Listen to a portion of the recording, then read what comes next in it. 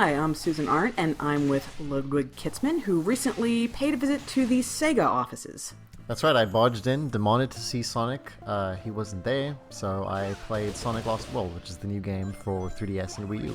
So, it's a new Sonic. Tell us a little bit about how it plays on the Wii U.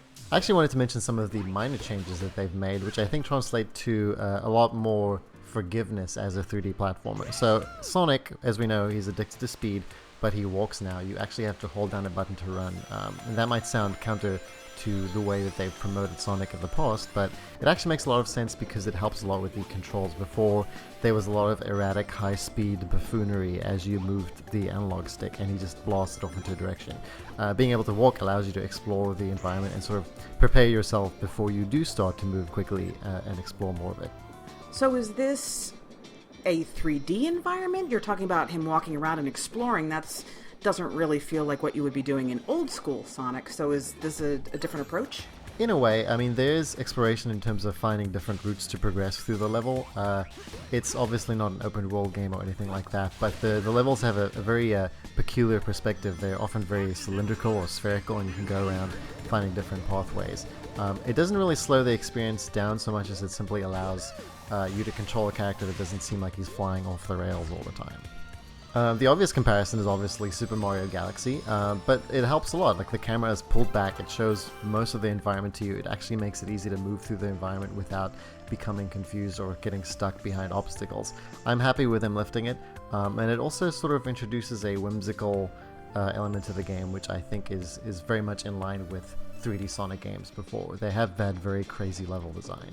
That's true, and one of the levels you were telling me about that you experienced was very whimsical. It was also very delicious. There's a dessert-themed level, so you run on licorice strands and you traverse tilting Oreo cookies, although I'm not sure anyone involved in this game is allowed to call them Oreo cookies. They merely resemble Oreo cookies. Do you even say Oreo cookies? Is that redundant, or are they just called Oreos? I call them lunch. Okay, so it's got the whimsical nature, and you said even though you're holding down a run button, you can definitely get those classic Sonic bursts of speed going and the craziness. Does it capture any of the other classic Sonic elements? It's a bit of a pastiche of classic Sonic games. You'll see a lot of familiar enemies. You'll see the returning animal capsules that imprison the poor animals that continue to fail to justify their existence or their continued evolution, because as soon as you free them, once again, they just run off, probably into lava. The other returning classic Sonic concept, and this is not a good concept that's returning, is the cheap instant death. While I noticed that a lot of the levels use better signposting and try to make you aware of impending problems, I still thought there were a lot of sort of sudden instant deaths, which I don't think really spike with the game's intended audience, which is kids. 3DS version was good too. In a first for this series, it is also sort of completely three-dimensional, and it uses a mixture of 2D and 3D perspectives.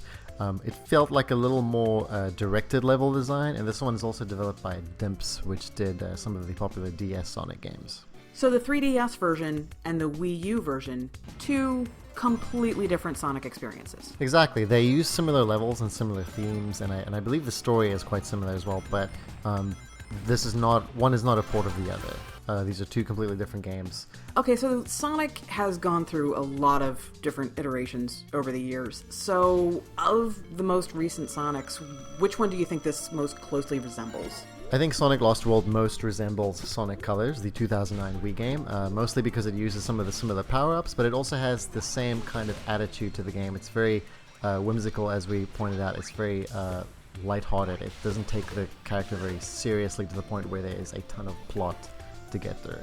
It is the level design is very creative. It's very free-form in a way, and it appears to be receiving a similar level of polish. I think that making Sonic walk by default was a smart decision, a very small tweak, which I hope will reflect in the rest of the game.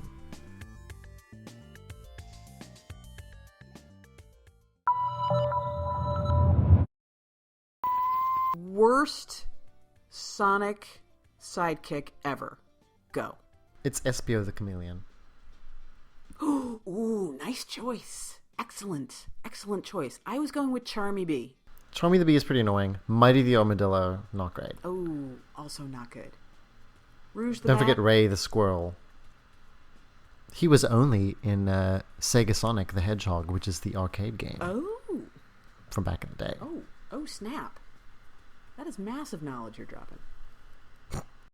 Prepare to enter the Sonic cycle. Yet again.